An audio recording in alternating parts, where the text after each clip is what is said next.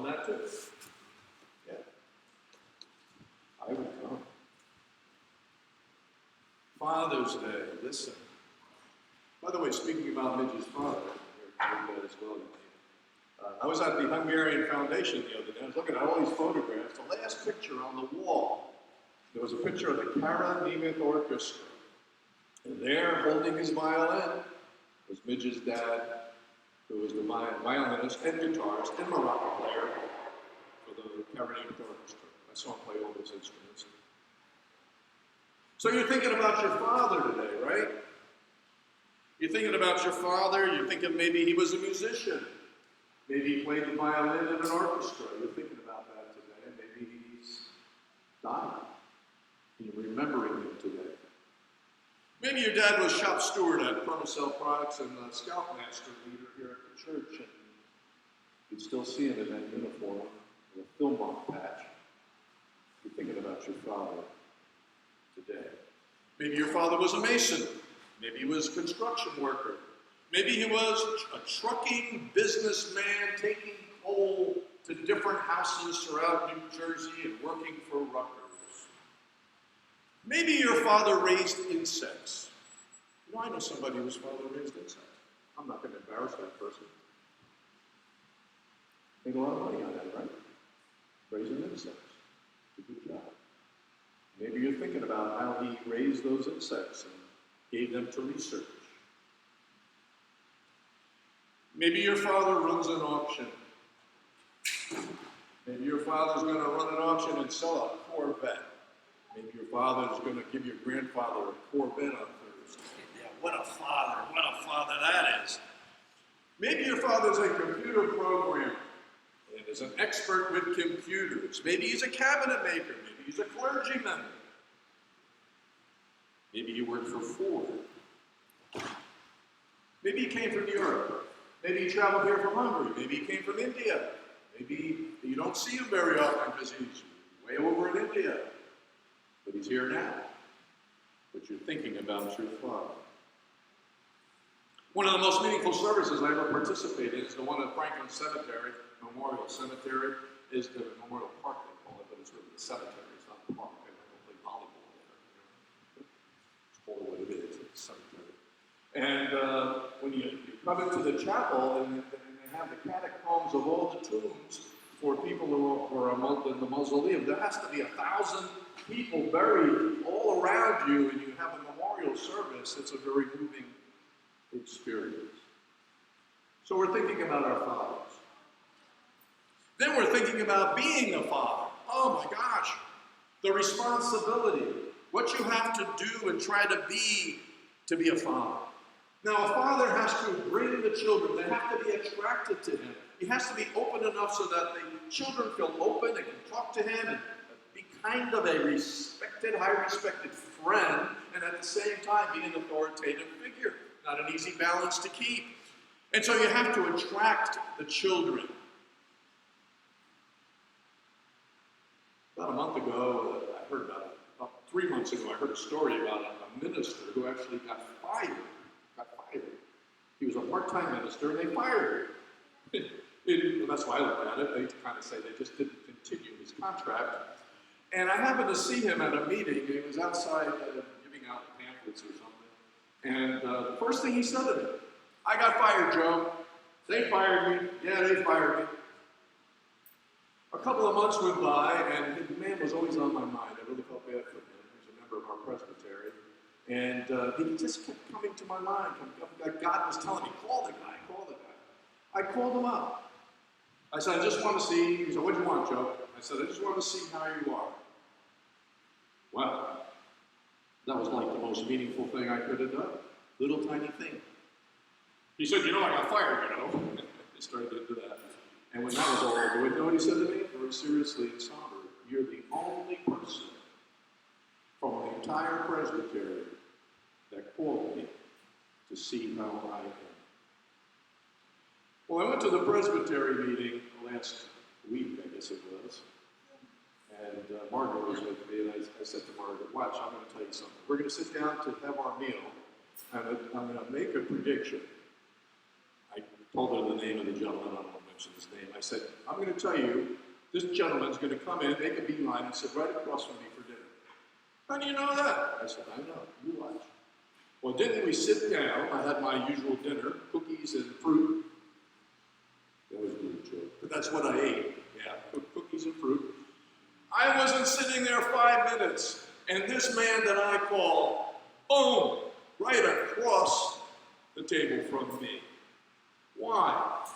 Because I took the time to take a little act, take more than 3 minutes, and show him I cared about him, and I was the only one of this 300 people at a meeting that did it. Now, how do you reach children?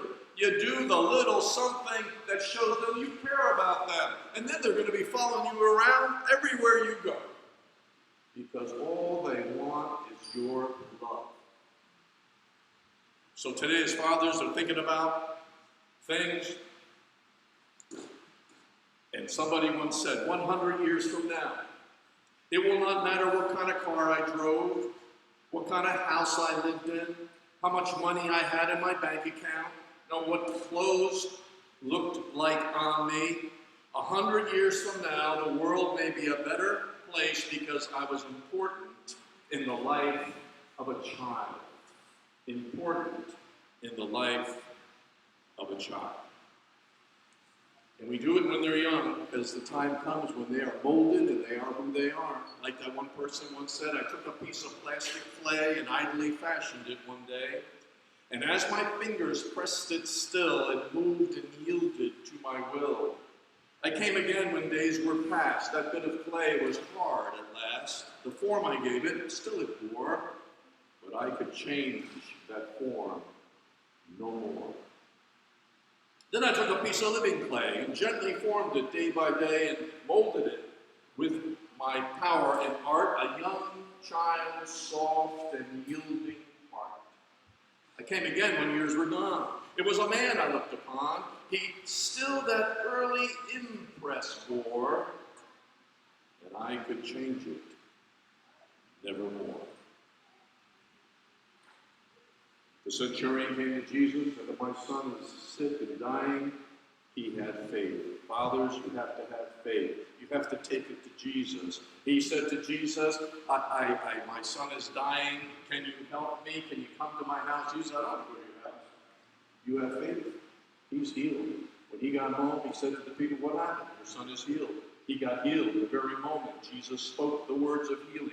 You need to come to Jesus. You need to stay close to Jesus. When Jairus came to Jesus, Jesus didn't know who he was. Jairus was an important person in society, as was the centurion. He said, my daughter is sick, and my daughter is dying. Jesus said to the man, do not fear, only believe. By the time Jesus walked out of the house and took that little girl's hand, the girl was revived and living. And the father of the epileptic boy brought him to the disciples who couldn't heal him. But when Jesus came, Jesus looked at that boy with love and compassion, and that boy was healed that day. And so, fathers, this is what we need to do. Pray for our children every day of your life. Turn to Jesus when there's problems and times of need, and it is Jesus who's going to perform the miracle. Now, in closing, think about this. South Carolina, a boy walks into a church, takes part in a Bible study, sitting there praying and acting like he's part of the service for an hour, pulls out a revolver and blows everybody away that he possibly could, including 3 clergy, I believe, if my memory serves me. A heart filled with hatred and racism who said, well, we got to get rid of black people, so let's blow them all away. That's a wake-up call to all of us. We need to keep our eyes open as parents, as fathers. We need to look for signs. You need to look at your children and think every day of your life. You need to study your children's behavior. You need to be looking for changes in behavior, changes in the words they use, changes in their attitude, changes in things they're doing, because all kinds of things can be going on right before your very eyes, and you won't even see it if you don't take note and think about it. Child molesting, child abuse, prejudice, racism, violence, bullying, hatred. These things can be seen if you see the small changes. How many people now are looking at this from the point 21-year-old gentleman, not gentleman, that's what I call that, man, and saying, wow, now that I think back on it, he did tell me he was buying a gun and going to blow people away. Hey, if somebody says that to you, wouldn't you tell somebody about that? Somebody comes into church today and says, I got a gun here. I'm going to be blowing some people away. I'm prejudiced against Hungarians. I'm prejudiced against black people. I'm prejudiced against white people. I'm going to blow them all away. Shouldn't you do something about that? You've got to do something about that. If a child says something to you, that somebody did something to them in school, somebody did something to them at a party, some older person did this, or that, you need to act on that, because you could be the person that's going to save that child. You cannot ignore it. You cannot live in fantasy land. You got to wake up to reality. We cannot be naive. These things are happening every day. We need to be vigilant. We need to be good parents. We need to look and think about everything our children do and take action. And I'll tell any child, whatever, 5 year, 6 year, you got any problem with anybody, child abuse, bullying, you come tell me about it. I will see that something is done about it. Don't be afraid to talk to me about it. And what you say to me, you realize I can't even take you to court to make you tell. Because whatever you say to clergy, it is confidential. And you can also claim sanctuary in this church. I don't want to go off on this, but it's good for you to know. Sanctuary. Do you know if I bring you into this church and say I've given you sanctuary, legally speaking, they can't come in here and get you. I have claimed sanctuary. That means nobody could come in here and take you. I can protect you. You got a problem, you tell me about it. And so, we're going to take the sacrament of the Lord's Supper, and I just want to read my traditional little prayer. Dear God, my little boy of 3 has said his mighty nightly prayer to thee. Before his eyes were closed in sleep, he asked that thou his soul would keep. And I, still kneeling at his bed, my hand upon his tousled head, do ask with deep humility that thou, dear Lord, remember me. Make me kind, Lord, a worthy dad, that I may lead this little lad in pathways ever fair and bright, that I may keep his steps aright. O God, his trust must never be destroyed, or even marred by me. So, for the simple things he prayed, with childish voice so unafraid, I, trembling, ask the same from thee. Dear Lord, kind Lord, remember me. Let us sing our communion hymn.